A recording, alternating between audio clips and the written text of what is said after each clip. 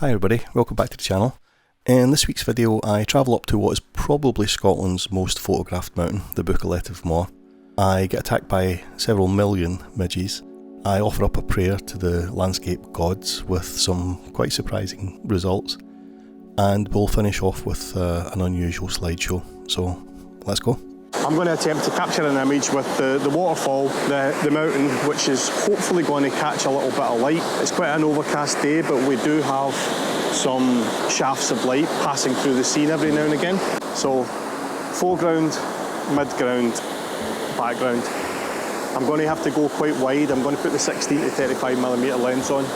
Yeah, it's got that bad I've had to put the net on. It's absolutely teeming with midges here. So anyway, I've got the shot set up. We still don't have any direct light on the Buachaille yet, but I'm hopeful. The reason I picked this particular spot was it had the mountain framed by these two trees.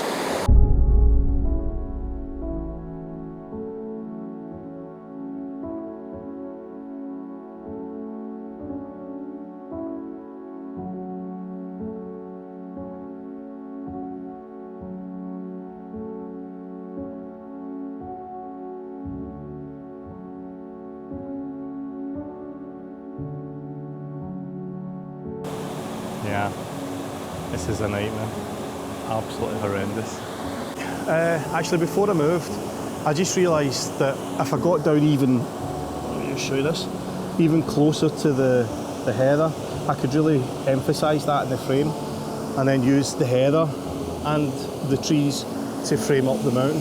So I've done that. It looks okay, as always, it looks okay in the back of the camera, so it's just a matter of waiting to see how it looks when we do a little bit of post-processing.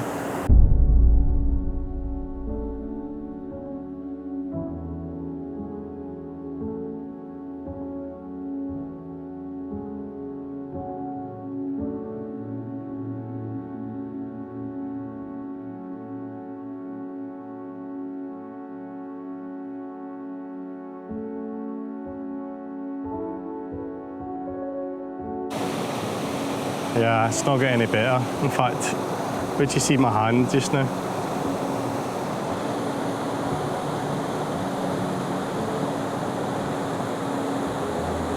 Hopefully the camera's picking that up, but I am a feast just now. This is horrendous. I've still got the mountain, I've still got Buachaille Etive Mor in the shot, and I'm now looking directly up the waterfalls, and I think that makes the waterfalls look a wee bit more dramatic. You have that tree, you've got the beautiful cloudy overcast sky, and we still don't have any direct light on the mountain, but otherwise it's looking okay. I'm shooting at f/22, so I've got quite a big depth of field, and that's allowing me to focus on the heather and still have pretty much everything else in focus. Look at that there.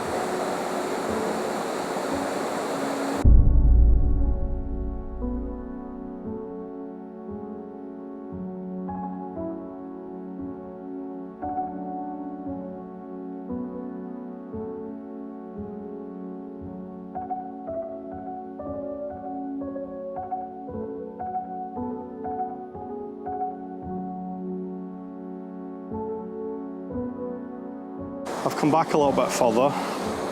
We've now got this boulder and this heather as a foreground. Still square on to the waterfall, so I like that. But if I go wide enough, we've got the mountain. The base of the mountain is obviously covered now by these trees. But if we could get any direct sunlight on the summit, or in fact, any direct light anywhere in the scene, then this could make for quite a nice shot. Once I'm finished here, I'm actually going to walk further upriver. I've never actually been much further than these falls, so I'm going to go up there and explore and see if there's any shots up there. Right, well, a bit of a breeze has come up, and that's blown away quite a few of the midges, thankfully. So I managed to get the hood off. I'll show you this on the back of the camera actually, but I've taken this shot.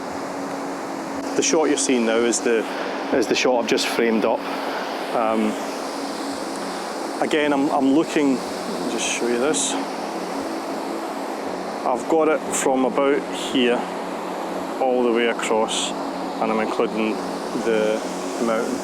I'm about 20 millimeters on the 16 to 35 millimeter lens, and that's allowing me to capture the whole scene in one frame. Focused on these foreground heather clumps, and the rest is pretty much as you can see on the screen just now. I think it will probably need a little bit of dodge and burn to pull some of the details out of the dark areas, and I might have to darken down that bright sky a bit, but it looks not too bad, and I think it might be the best I'm going to get today because the wind's dropped and the midges have just come back.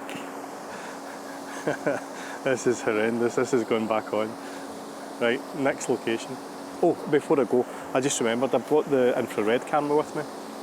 I don't think I've ever seen any infrared photography ever done in Glencoe before, so I'm going to give that a go before I leave. So stay tuned for that, that'll be at the end.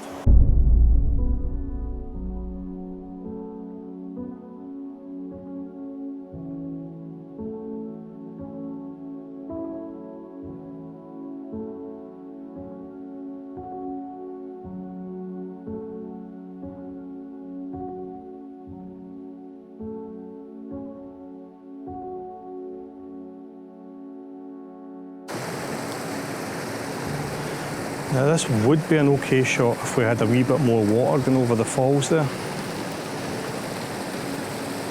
It's another honeypot one, it's one that everybody gets, and I've shot this location many times before. But oh, we've got just a little hint of sunlight in the top of the mountain.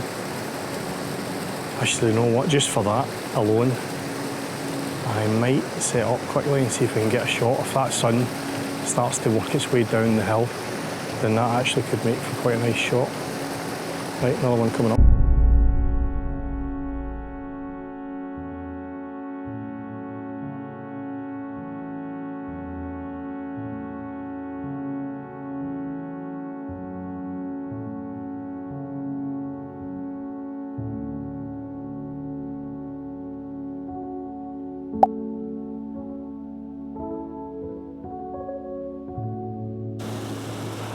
Yeah, there we go.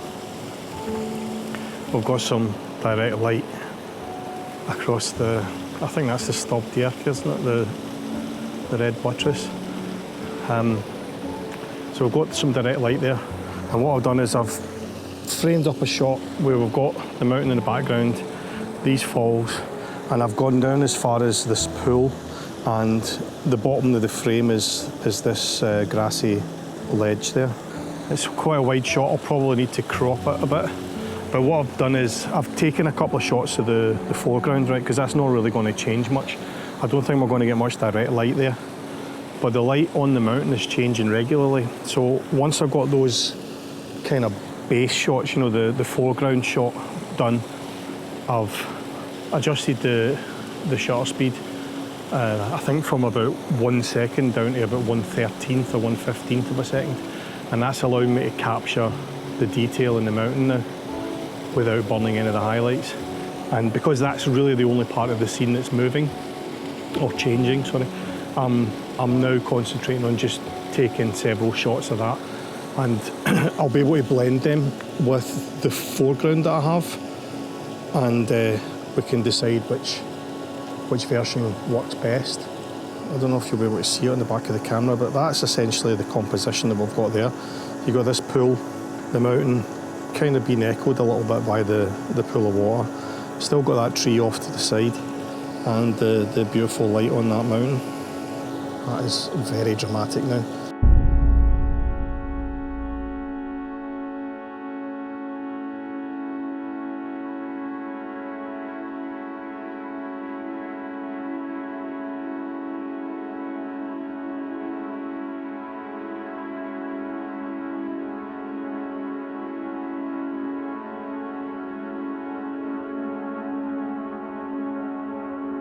Right, so what about this for a new image?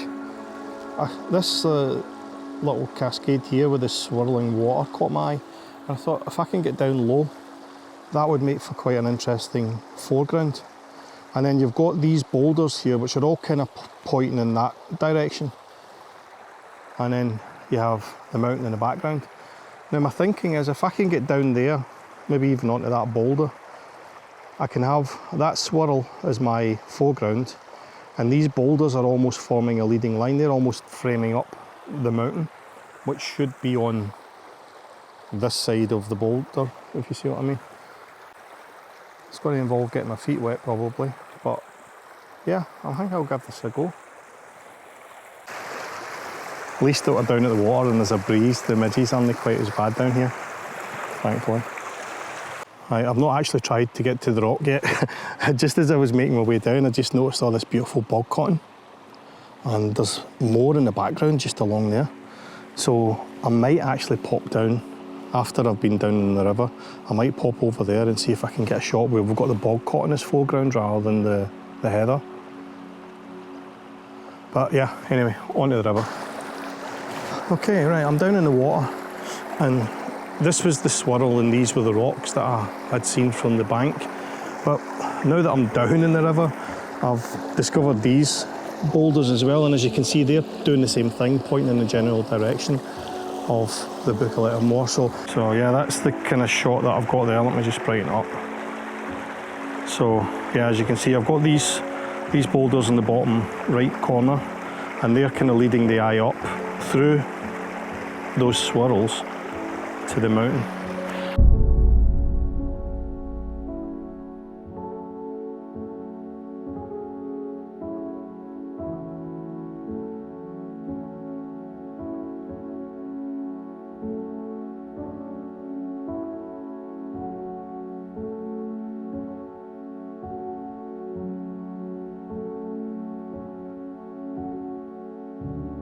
Yeah, that looks okay in the back of the camera. As I say, I've never shot this particular viewpoint before, so no doubt I'll get back and discover it's probably the most popular viewpoint. Probably the most popular viewpoint in Glencoe, right? But at the moment, I've never seen it shot. I'm going to move in a little bit closer now to that fall that I was actually interested in the first place, and see if we can get the composition that I thought looked quite interesting. It actually looks as though we might be in for some rain. I'll let you see this. It's starting to get quite stormy, which is good. It's very good because it means no midges in dramatic conditions. Anyway, I'm going to shut up and see if I can get this image that got me in the river in the first place.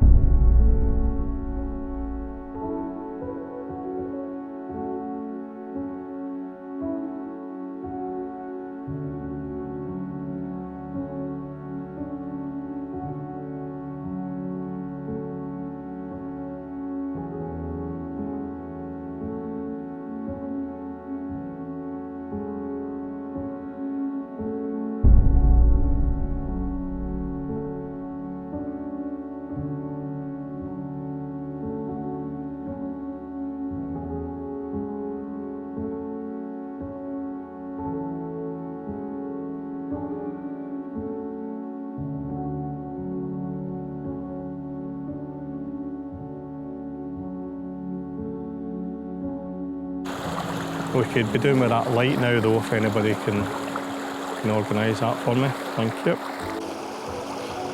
Right, I'm back out of the river. Wellies did their job, feet are still relatively dry. Yeah, we do indeed have the beginnings of some rain, so have that, midges. And yeah, I'm going to go see if we can get some bog cotton shots now. Yeah, the problem with trying to get the bog cotton in, this wind that's saving me from the midges is moving the bog cotton.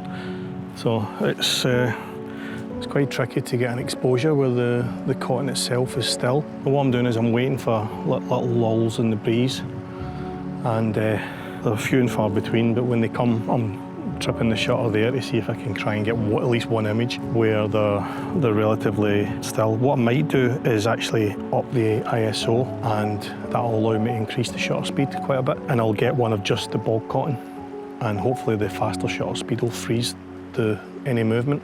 Right, I don't particularly want to tempt fate, but that little gap in the clouds there is directly opposite our mountain. If the sun can peek through that little gap in the clouds for a second, the mountain lit up with that dramatic cloud background would look quite dramatic, I think. Fingers crossed, everybody. It's quite subtle, but we have just a little patch of light there. Now, if that could sweep across the scene, that might work. Yeah, I'm not sure who the god of photography is. What would you say, McKenna? Let's all just pray to McKenna for a second in the hope that Ra shines some light on that fellow there, because that would make for quite a nice shot, especially with those really dark, gloomy sky behind. If we can all just bow our heads and repeat after me. Film is much better than digital. And then perhaps McKenna will shine down on me. Clearly I'm not worthy. Oh, no way. Look what's happened. Oh, wow. Of course, I've turned the camera off now because I didn't think I was going to get anything. Oh, it's starting. We really need that light slightly further up, because that part of the hill at the moment is being obscured by the bog cotton. But it's a start. And we have just a little touch of light there and here as well. Oh, and it's starting to work its way up the stub there. And we've got light here now and light here. Is this about to do what I was just asking for? I'm going to take that.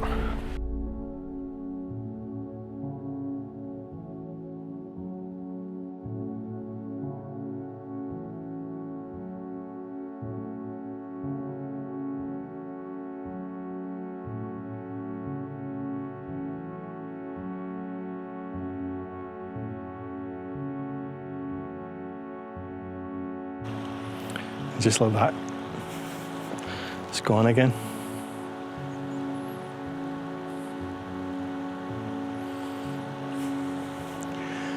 Ye of little faith.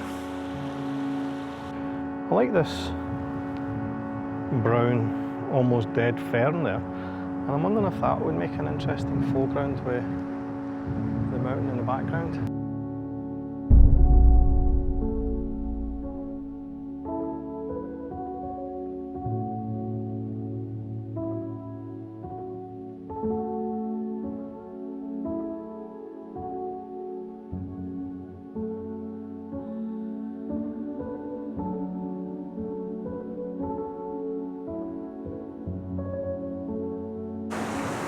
This is not a bad view, because you've got all that,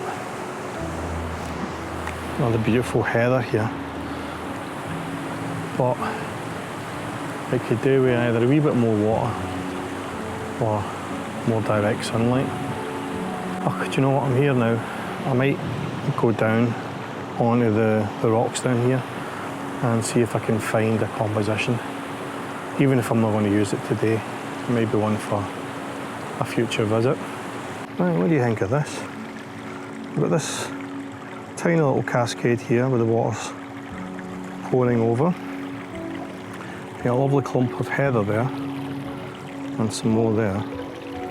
Yeah, this kind of rocky foreground, which we could have done with a wee bit more water in. And then that fellow. I think if we got just a little patch or two of light on the mountain, this has got some potential to be quite a nice shot. I think what I'll do is I'll sit up and we'll play the waiting game. I don't want to try and invoke the goodwill of McKenna a second time in one day. So we'll rely on luck now. But yeah, that was quite nice. Loving the mist up on the summit there. Anyway, I'm going to get the composition framed up and then we'll wait and see what happens. Right, well, I've taken that shot. We still don't have any light, so it's not going to look great, but it's more of a kind of a reference shot, this one. I've taken it from this angle and I just realised you kind of lose that lip there, whereas if we come round a bit more, you're kind of shooting directly along the lip, and that maximises its size in the frame. You've got these rocks here which are forming quite an interesting leading line, and the green on the riverbank mixed in with the purple heather. That again forms another leading line which takes you up to the mountain. So it does look as if it's got potential, this shot, if only we had slightly better light or a wee bit of snow. That's not asking for much, is it? Throw in some fog and maybe a big red stag standing right there in the corner. Listen, if McKenna's listening, you might as well ask for as much as you can. I've got what looks like a really nice shot in the back of the camera, and just as I've set it up, we're starting to get a little patches of light again on the mountain. There's the shot in the back of the camera. Hopefully you can see that. Basically, I've focused on these rocks here in the foreground. I'm at 16 millimeters. So I've got these rocks, that little cascade, the heather, these rocks here with the leading line, the mountain with some light starting to come through on, and just a little hint of the heather and the ferns on either side of the river.